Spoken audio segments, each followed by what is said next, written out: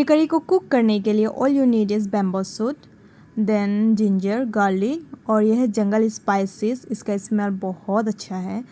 Then salt और मिथुन में मैंने ऑलरेडी अच्छे से कुक कर लिया है और इसको मैंने पीसेस में काट दिया है। देन चिली पाउडर, उसके बाद ये है लीफी वेजिटेबल, इसके नाम इंग्लिश में क्या कहते हैं मुझे भी नहीं मालूम, लेकिन हम लोग का मिसिंग में पक्कम कहते हैं।